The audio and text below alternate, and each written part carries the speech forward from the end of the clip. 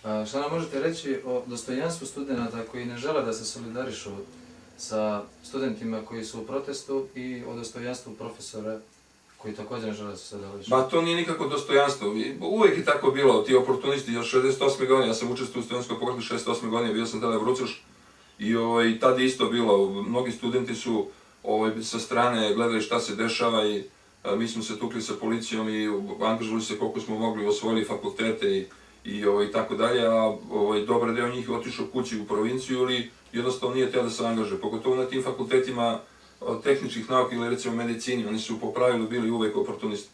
Tako da je to žalosna istina, mislim da mnogi gledaju samo svoju zadnjicu, ali okolnosti su takve, mislim da pre ili kasnije, pogotovo mladi ljudi, morat će da se uključe. Nema se kud u stvari, nema se kud. Evo, to se vidi šta se dešava i u Grčkoj i u ovim drugim zapadnim zemljama.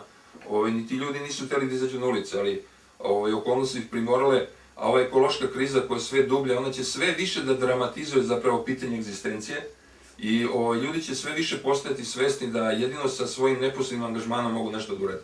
Inače, to pitanje poslaničke demokratije, evo kod nas, to je prosto idiotski postalo sve. Glasiš za jedne, glasiš za druge, isto stvar, uvek su kapitalističke bande te koje vladaju. Evo mi ovde govorimo o ovoj sobici, razumeš, ti ne možeš javno da govoriš o ovim stvarima uopšte. I ti studenti isto koji progovore na pravi način, on će biti gurnuti na stranu.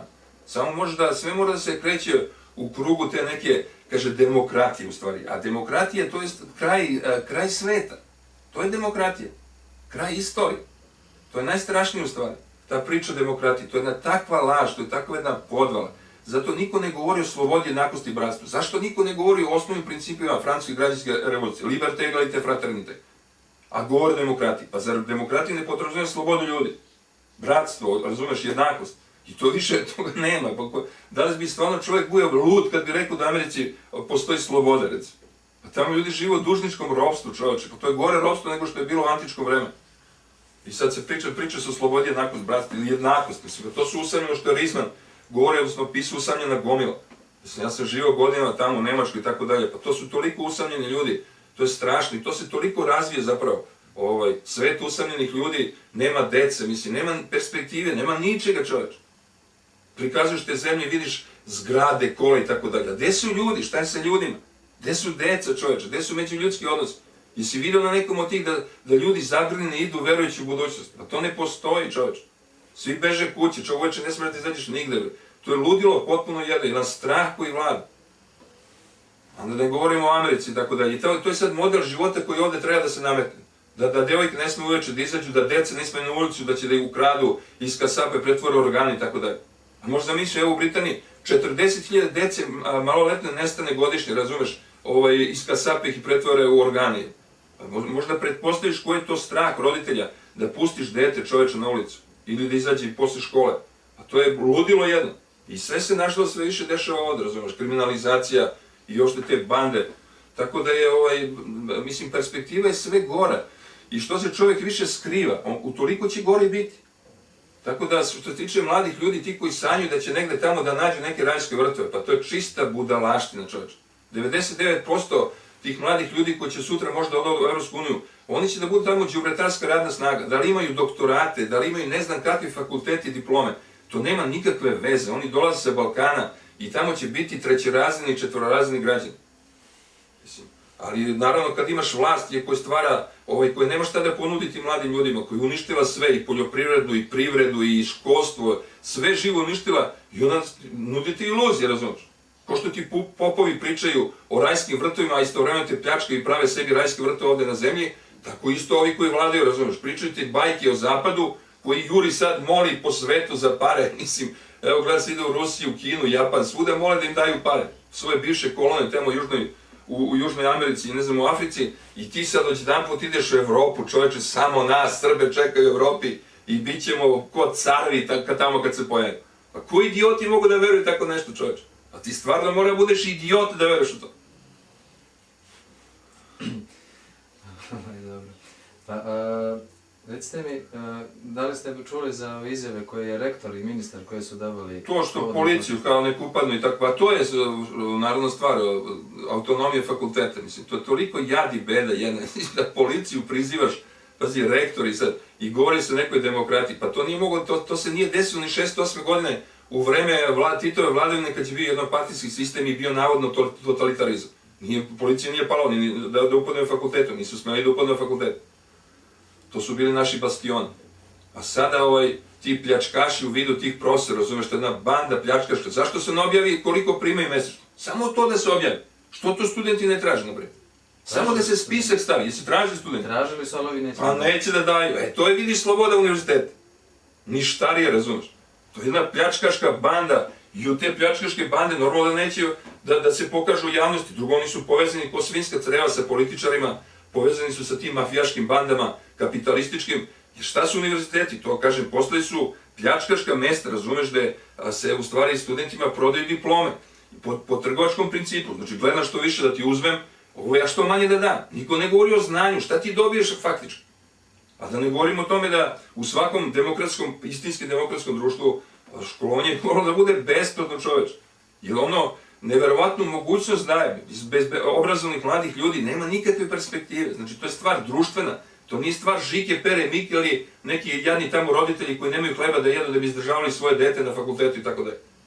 To ne može da se desi, čoveč.